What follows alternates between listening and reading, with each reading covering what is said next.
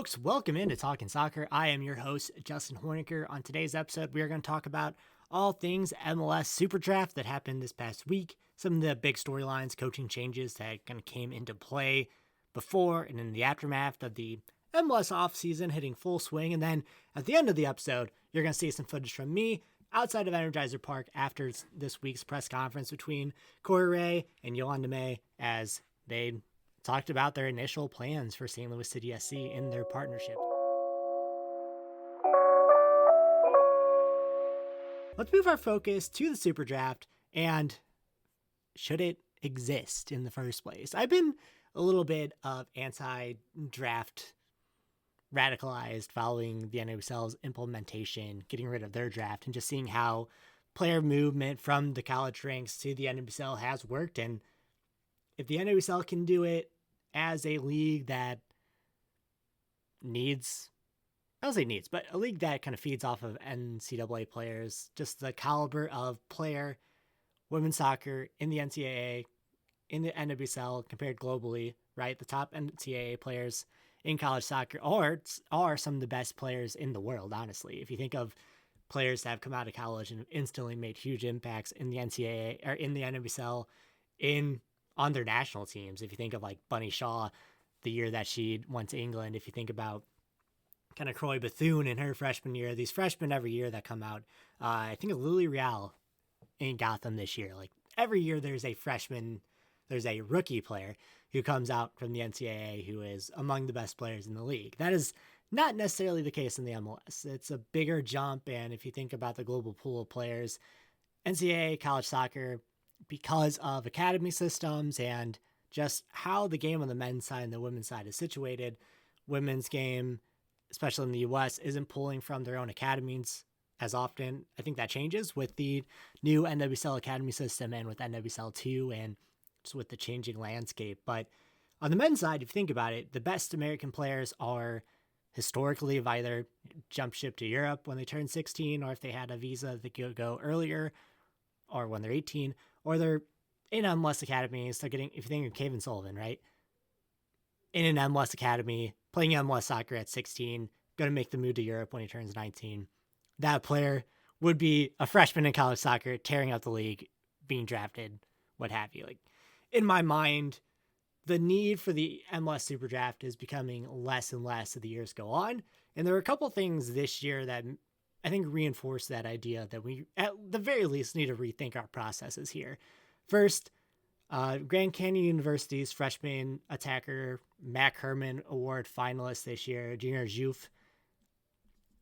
The rumors are that he will be attending Anderlecht. I think, the night before the draft, there were some rumors were swirling that, has he signed a USL contract? Like, what's going on here? Because he didn't sign a Generation Adidas contract, which as an undergrad, that definitely helps your ability to get into the draft. And Generation Adidas contracts also allow the league. So for those of you that are unaware of what a Generation Adidas contract is, if you are an undergrad, or it could be any, you don't have to be an undergrad, but it allows a player to sign with the league ahead of the draft for a higher contract deal. So say you're getting offers from elsewhere. It's a mechanism that in the past has allowed MLS to keep college players in U.S. soccer, and then once a team drafts a Generation Adidas player, that Generation Adidas contract is worth less against the cap than a traditional contract would be. So it helps teams out if they can get some added benefit from a Generation Adidas player. If you're getting contributions from a Generation Adidas player, that helps out your cap relief down the line. Just to kind of put that out there.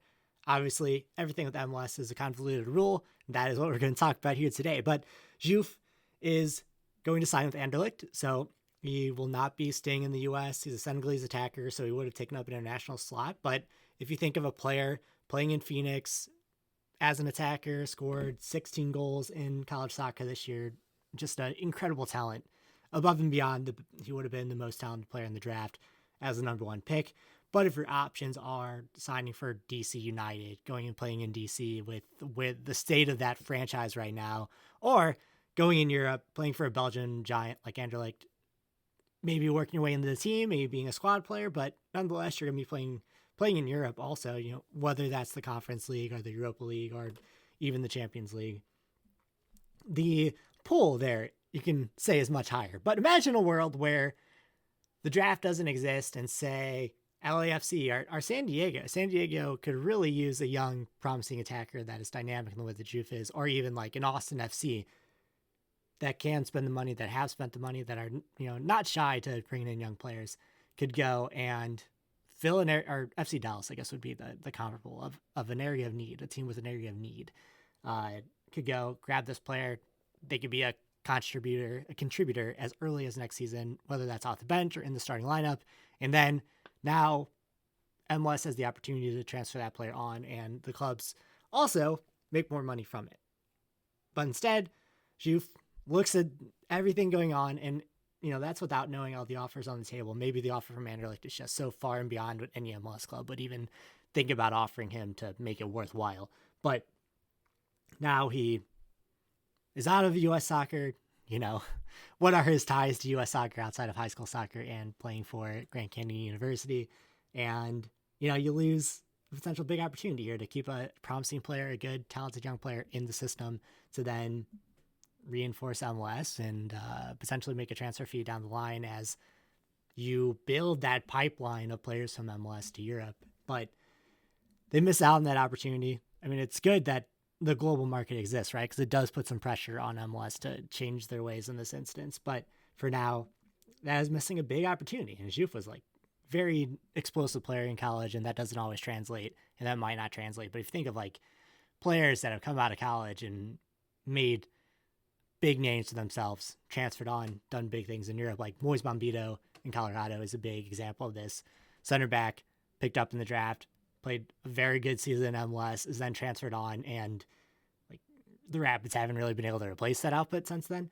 But speaking of the Rapids, they also had themselves a interesting MLS SuperDraft experience. I think viewing the MLS SuperDraft through the lens of the Colorado Rapids kind of gives away the absurdity of it all. So we talked about Moise Bombito. The Rapids have actually been pretty successful through the draft, bringing in players that can be contributors for them. So successful, in fact, that last year they traded with Philadelphia Union for their next 3 years of Super Draft picks. The Union sent their picks of last year's draft, this year's draft, and next year's draft for $350,000. Just washing their hands of the Super Draft, and the Rapids happily took that and ran that $350,000 in GAM over the course of 3 years. So it's not even real money, allocation money. And then they turn around, they acquire the number 6 pick in this year's draft because one of their video analysts, assistant coaches, signed in Toronto, and as compensation, Toronto sent their first round pick back to Colorado. With that first round pick, that number 6 overall pick, Colorado then has to select their own Rapids 2 player, Mamadou Bilo Diop, who was one of the top young teenage players in MLS Next Pro this year, scored 16 goals, 2 assists, very, very good. Signed to Rapids 2, was signed through this season. But MLS informed the Rapids at some point in this process of preparing for the draft that Bilo Diop would, if he was to sign an MLS contract, would have to be drafted to do that by way of not being attached to another MLS academy and playing a few games of high school soccer. I don't know how much high school soccer you played, but the article out of Colorado, so shout out to the Denver Post, and Braden Norris for writing this article, essentially said that an unnamed MLS team found out that Bilo Diop had played high school soccer and submitted his name to the league to be draft eligible. The league approved it. The league then went and told Colorado, hey, if you want to sign this player to a MLS contract, then you have to draft him. So Colorado, obviously, because they see great things in a teenage striker that scored 16 goals in MLS Next Pro, used their number 6 overall pick, which I think tells you that the team that, and I don't know if the Rapids know what team it was, but tells you that they at least had an inkling that somebody was going to go out and take him with a pretty early pick. So that was very interesting to me. Obviously, MLS released their draft eligible names earlier this week, so there was some advanced preparation here. I don't know how soon, it wasn't said how soon in the process they were made aware of this, but it's still absolutely ridiculous. So you can sign a player to MLS Next Pro, have them have to be draft eligible, so that in order for you to bring them up from your reserve team to your first team, you have to draft them.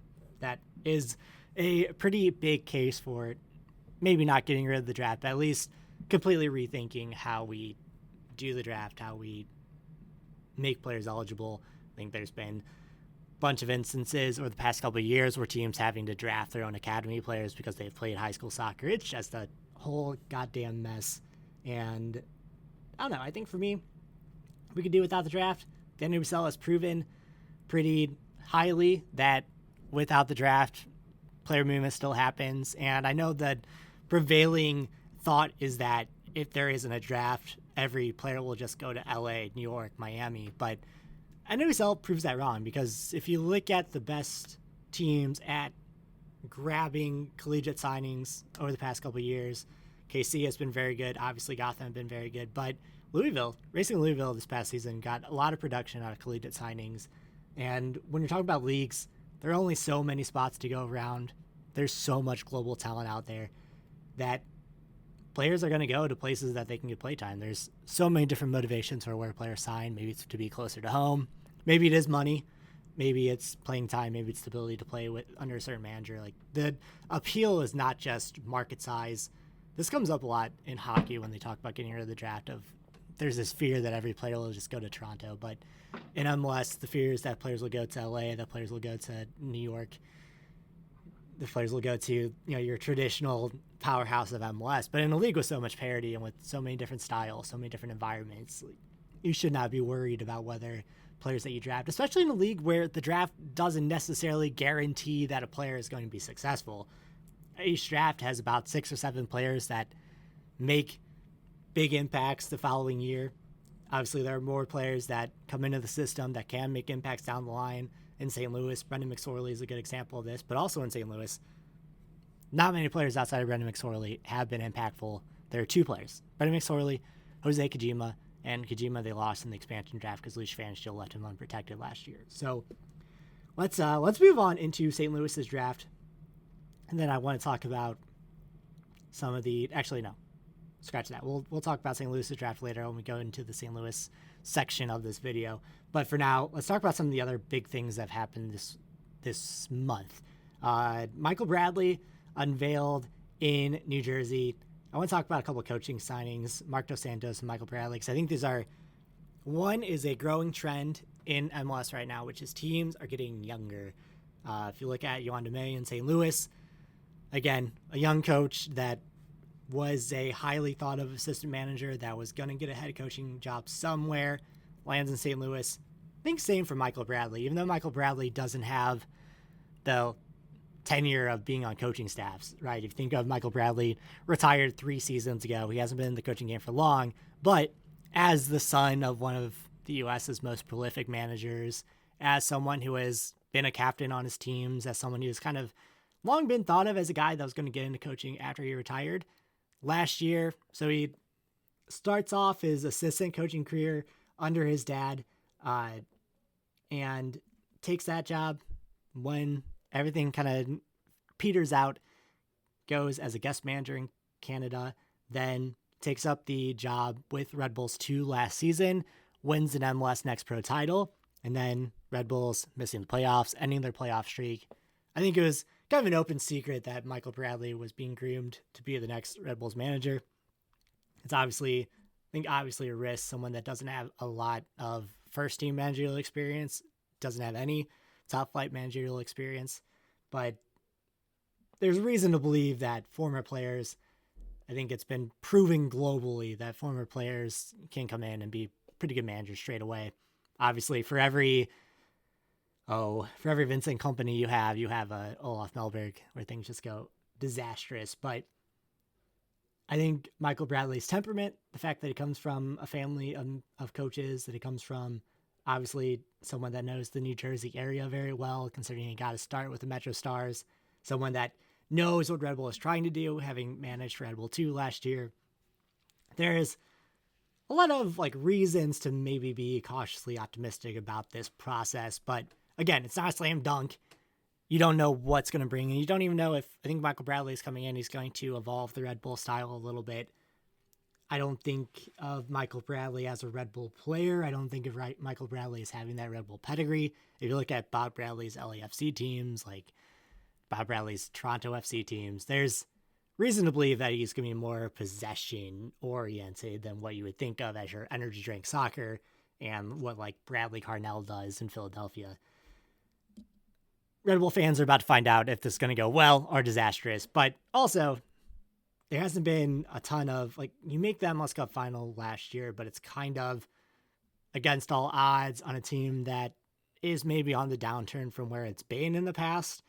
That's not a team that I look at and say that they are MLS Cup contenders in this league. You make the playoffs, anything can happen. That's what they benefited from. But then they lost some big impact players from that team, and I don't know if they've necessarily been great about replacing those, and they've failed on a lot of DPs. So there's a lot of work that needs to be done, not just on the managerial space, but just in building the roster, acquiring good designated players as well. Jurgen Klopp is on it from a global standpoint, but losing out on Timo Werner, I think, is very funny.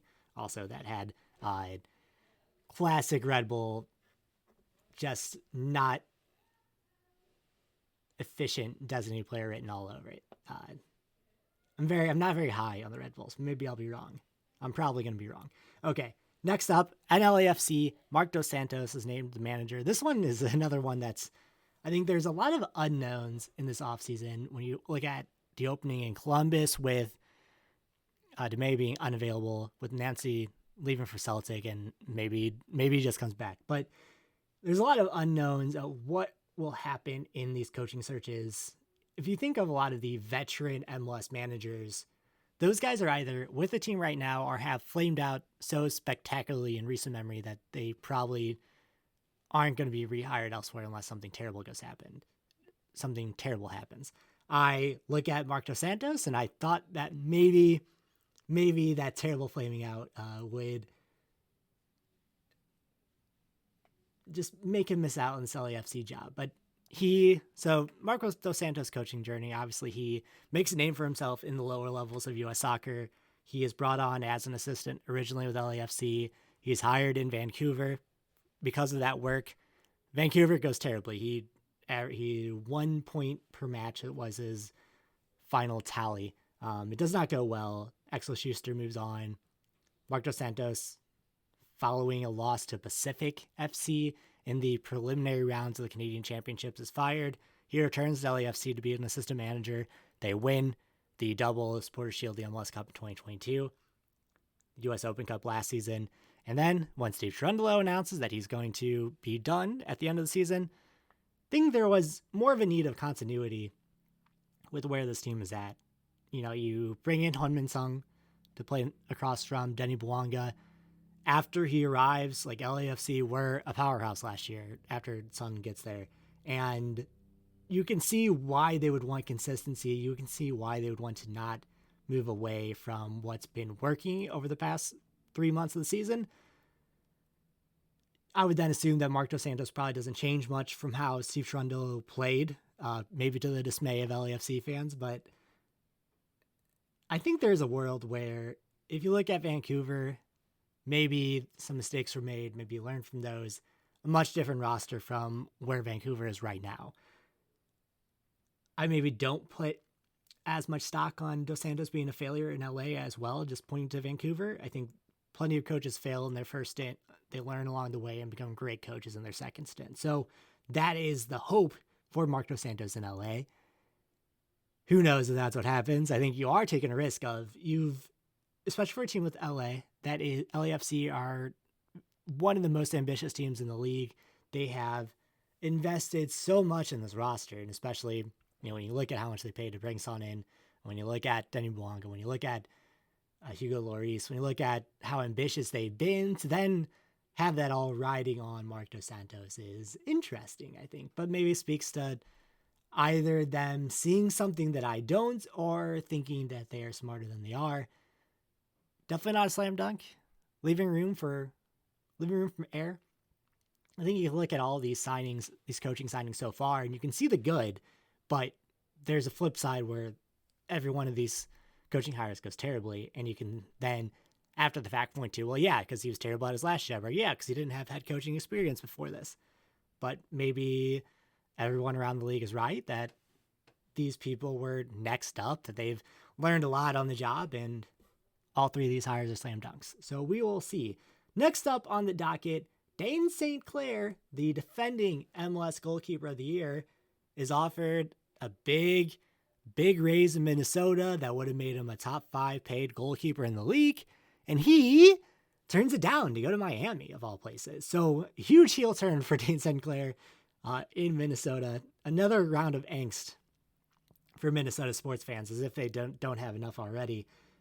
I think this is interesting on a couple levels. On one, the MLS Players Association has to hate this, right? You're watching a player actively take less money to go play in another place because of a singular player that is on that roster, going to play with Lionel Messi in the hopes that you build your brand, in the hopes that you maybe move elsewhere or earn a bigger deal down the line.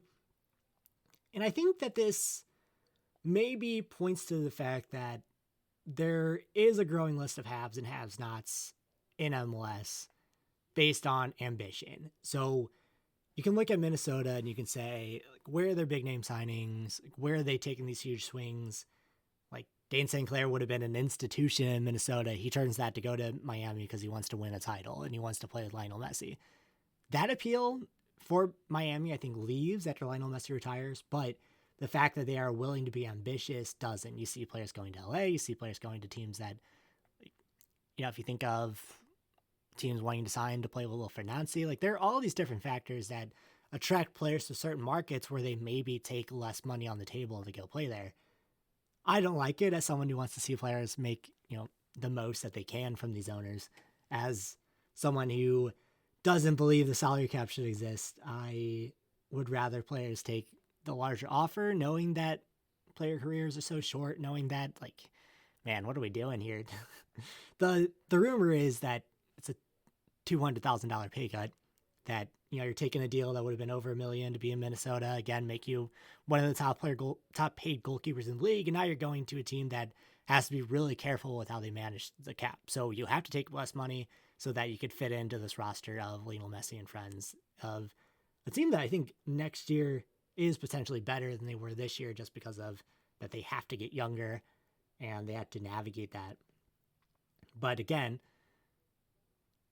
what are you saying? You're saying that I would rather leave this place where I'm beloved, leave this place where I become a bit of an institution on a team that really punched above its weight, that is like building something kind of interesting in Minnesota, but maybe overachieved this year. And now you look at Minnesota, they have to go out and sign a top tier goalkeeper, because that doesn't really work. The system doesn't really work if you don't have someone like Dane St. Clair that can make huge saves. Like, Dane St. Clair essentially won that playoff series against Seattle. And now if Dane St. Clair isn't there, you probably lose that series if you don't have a comparable keeper. And this system of, like, holding on for dear life in the hopes that you can get a set piece or throw in deep in the attacking zone and scoring on those, with Anthony Marcanic doing what he did this past season, doesn't exactly work if you don't have that goalkeeper who can make those big saves. Maybe that's a simplistic view of what Ramsey is doing in Minnesota, and maybe it does evolve, because I think there is maybe a ceiling, just like we talk about with kind of Bradley Carnell's teams. Maybe there's a ceiling of how far that style of play can get you, but also you would think that would be a good indicator of playoff success, your ability to excel when the game is tight, when the game is being called with these set pieces in mind. But it really points to a system of, like, there are certain teams that are going to be able to attract free agents in a way that other teams can't. And it's not necessarily based on market. It's based on which of these clubs seem like they're ambitious, seem like they're building to win a championship. I think that there is maybe a fear that, like, Miami becomes the PSG of MLS. And I would just push back on, there are far too many ownerships that are able to spend money, are willing to spend money, are willing to build a roster outside the confines of, like, how big you take swings on designated players, but also in facilities. And the league itself is healthy enough to where, like, the worst team in the league is always one season away from turning itself into a contender. Whereas in French soccer, you have a lot of teams that are on the verge of bankruptcy and in bad financial straits that really in MLS you don't have to worry about that. But it does turn into a league where you maybe have 10 markets that these free agents want to go to. And it is your job then, as not one of those markets, to build a compelling reason why players want to come sign for you. I think about this in St. Louis terms. Like, St. Louis is not a big market, mid-sized market for sure, but in soccer terms, has been able to bring in some decent names, some decent players because of the appeal of the soccer culture in the city. You have to build something like that. And as an expansion club, I think it's easier than, say, you are DC United trying to turn things around. But also DC, you're in DC, and you just have to look at the Washington Spirit as to how to excite a fan base and how to attract players. All right, let's move on from that. I'm going to go into a weird spot if I keep talking. And let's bring this back to St. Louis. Everything comes back to St. Louis, and talk about Corey Ray's first day in charge of the City SC draft room. To give you an idea of where St. Louis has been in the draft process before, I talked about how they had only 2 players that have made serious MLS minutes from their draft classes in years prior. One of those players in DC, and one of those players is Brendan McSorley, who we all love and enjoy.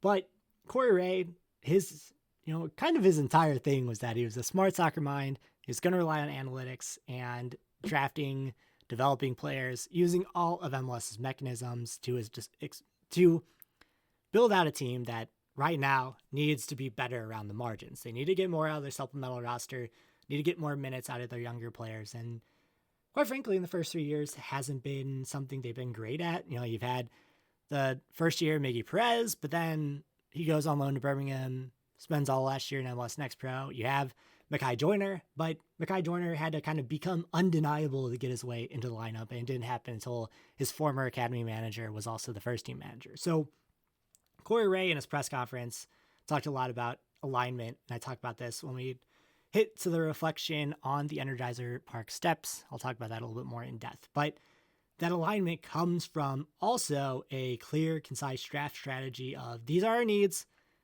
These are the players that'll help, but also we just need more young talent. We need to take more swings on players that have skill, but maybe don't fit the need that we have right now. And I look at how Corey Ray drafted, and I see a lot of not just like grabbing the best players available at the time, but also players that can be impactful down the line for City SC.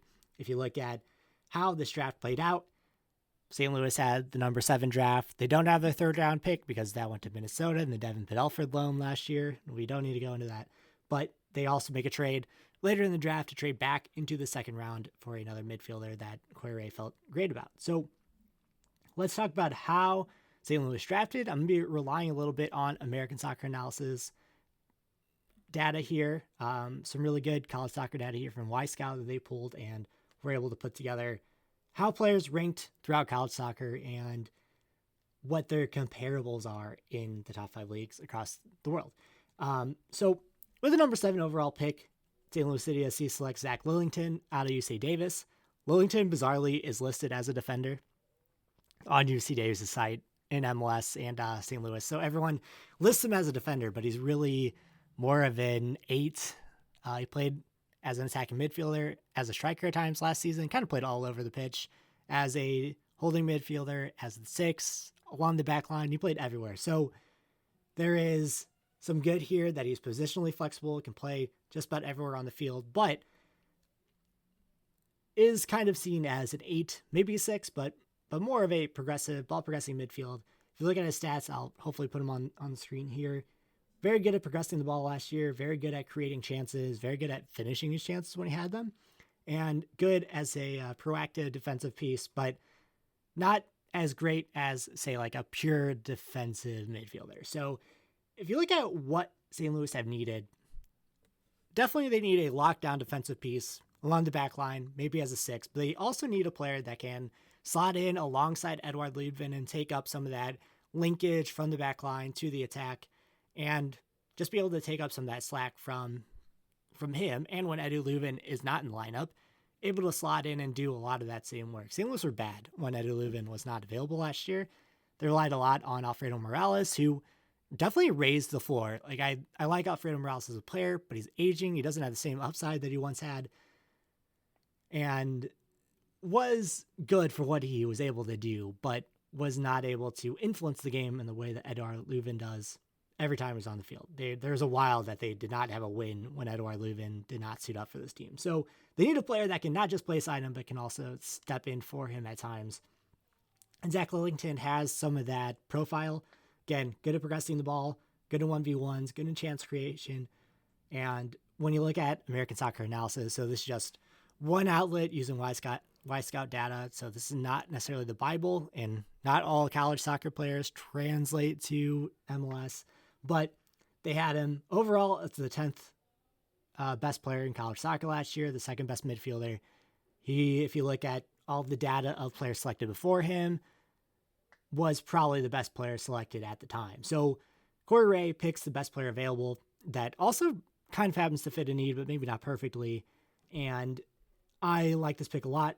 I think if you're just looking to bring in talent, if you're just looking to bring in players that can come into the mix, I think he has the potential to impact in a lot of places, and St. Louis need midfielders very badly.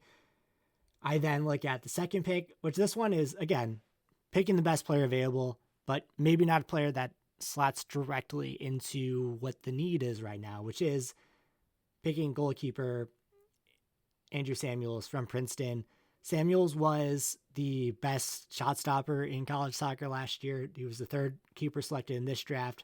And if you look at St. Louis's goalkeeper core, Roman Berkey, Ben Lunt, Christian Alvarez, pretty set. Alvarez thought to be the keeper of the future. Ben Lunt's very good backup, was a pretty solid backup in MLS last year when he was called upon, and also just kind of a locker room fixture, a guy that, I don't know if he has to be in the locker room, but does kind of have to be in the locker room. Maybe there's room there for someone to step up in the place of Alvarez to be that next person up, as Berkey gets to the later stages of this designated player deal he's on now. But Samuels was the best shot stopper in college soccer last year, faced 18 expected goals, only allowed 10, and had a good save percentage, 87.7% save percentage as well. His distribution numbers are not the best were not the best in the draft. Why he, I think, was still on the board, but I mean, they're still fine. They're just not what you would want out of, say, a MLS ready goalkeeper that you want to play in a possession style right now. But I think the distribution numbers can get better, but the shot stopping doesn't always get better.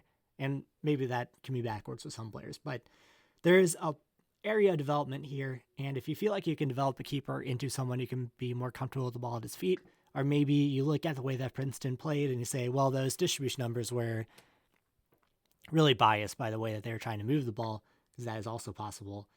You selected a player that is just athletic enough to make very good saves often. And as you are looking to maybe rebuild your City 2 outlook as well, with they declined Colin Welsh's contract option, who was the goalkeeper they selected in the draft last year. So there is room there for someone to step in and take on that City 2, take on the gloves for City 2. So that is also, I think, especially if you're thinking of the draft as not necessarily a mechanism to fill MLS roster spots right now, but a mechanism to just bring more talent into the club, that is also a good pick. Lastly, they traded $50,000 in allocation to Orlando to move back into the second round to pick Cooper Forcellini from Xavier. Forcellini is an attacking midfielder, definitely has some holes defensively, but was, again, good progressor of the ball. Played out on the wing a little bit last year as well, so can do a little bit of everything in the attack. And again, if you see a player that you just want to take a flyer on, you gave up $50K in allocation, that's not much, to come back in and grab them. So that tells me that Ray saw something that you wanted to go grab this player. And for someone that has a pretty good track record of IDing talents, I think you look at that a little bit optimistically, right?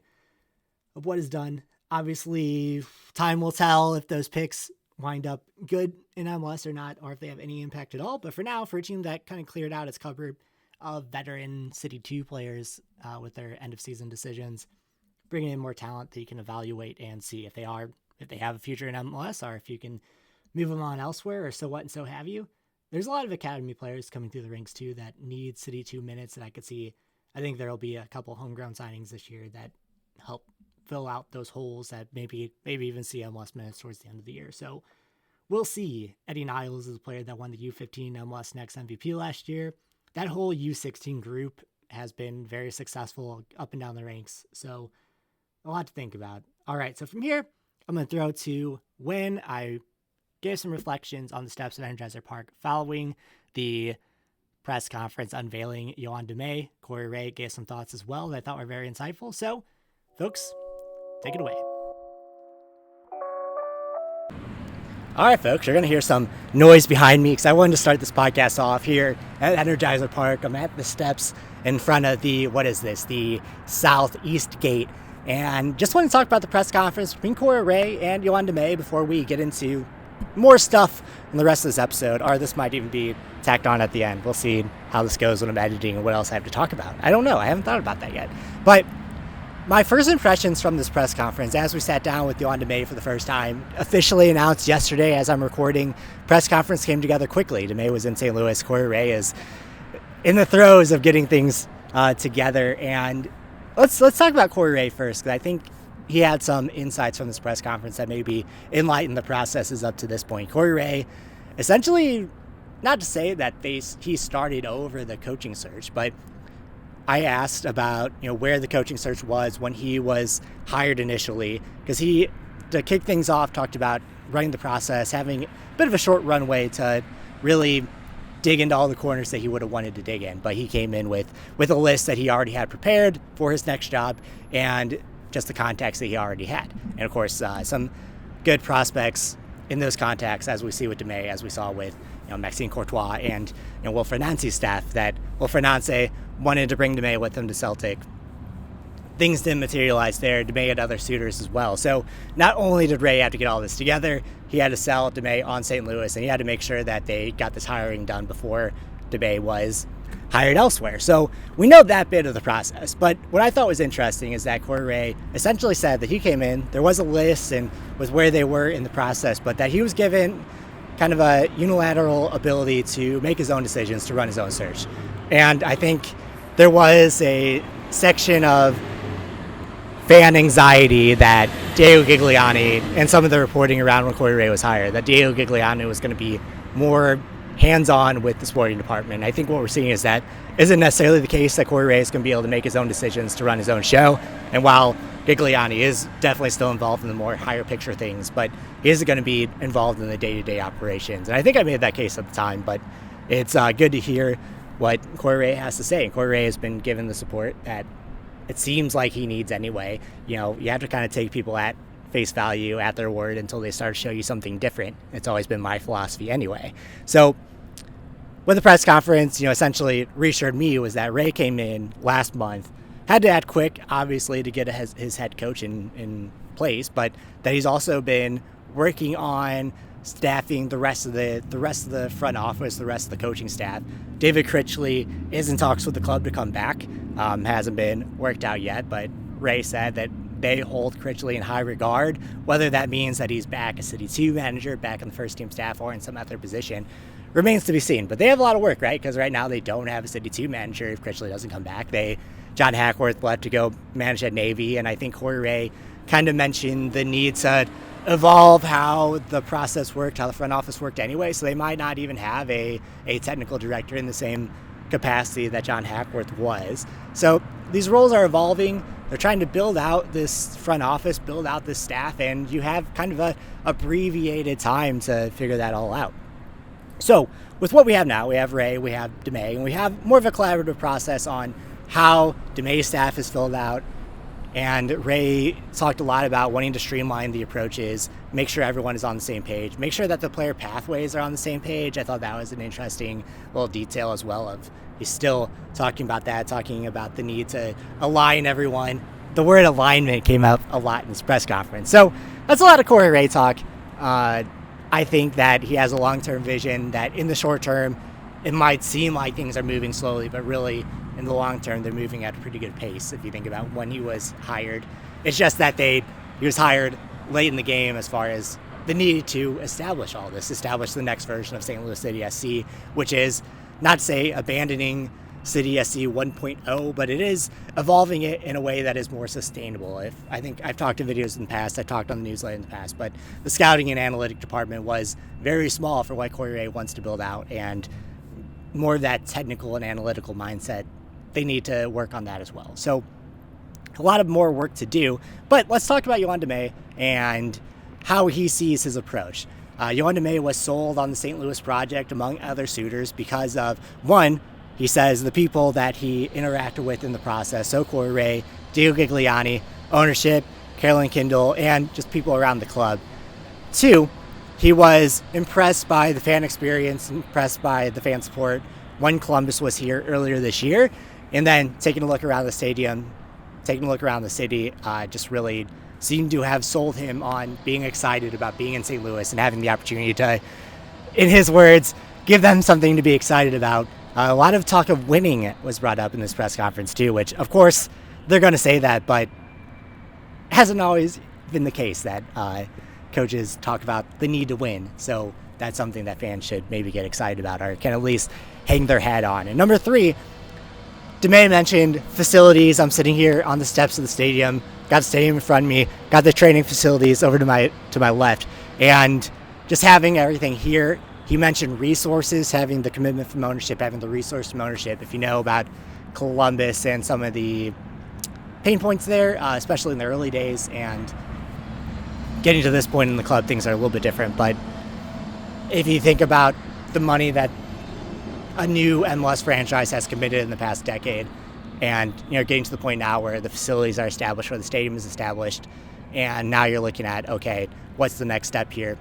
Obviously, there needs to be winning. There needs to be, those resources have to be used well, as we see in, you see in DC now, you saw in Chicago for the past decade, up into this new front office, that resources doesn't mean success, but you have to have someone who can allocate those resources how they need to be allocated. You have to have someone who's willing to use all the resources at their display. That was maybe something that the club wanted to change from the Luis Fantasio approach. So you have some differences in approach, but also a lot of similarities. Damet talked about the want to play. There's a lot going on in downtown right now. Damet talked about the want. Oh my gosh, we got big time stuff. If you're not familiar with where Energizer Park is, it's in downtown West, so you're in the heart of the city essentially. And there's the police department headquarters is right over there. There's a couple firehouses around here, so a lot of activity on a midday in downtown St. Louis. But as you could expect, guys, cities, they have a lot going on during the day. Where was I at? Damet talked about wanting to evolve the approach, right? He talked about high pressing, which maybe if you watch Wolf Renance's teams, if you watch Greg Vanni's teams, if you watch how Mikey Veras's youth national team play, you maybe not expect high press to come out of his mouth, but he mentioned wanting to stick with a high pressing approach, but also evolve into more of a possession based, a team that is comfortable in possession, a team that wants to play in possession. If you think about why Olaf Melberg was brought in last year, Luis Fantasio wanted to evolve the City approach into what he called City 2.0, which was a team that was comfortable in possession, still pressed high, but when they got the ball and were forced to play with the ball, they knew what to do with it and they could make teams pay. That's not something that, if you think about the initial success under Bradley Carnell, if you think about how Bradley Carnell teams play, that's not exactly the MO there. So you've been in this long transition to get to this point, and now Damet wants to see that to conclusion and put a team that not only can press high, that can win the ball, but when they're forced to play with the ball, are comfortable and can make teams pay in possession, as well as just being able to progress quickly. So you're hearing a lot of good things here. Of course, there are a lot of unknowns. I talked about this in the podcast last week, but a lot of unknowns in terms of the roster. We don't have those answers yet. Call it quits there. I'm going to go home and we will record the rest of this podcast either tonight or tomorrow. So, folks, we'll talk. We'll see you. And if this is at the end, thank you for watching. Please subscribe. All right, talk to you later.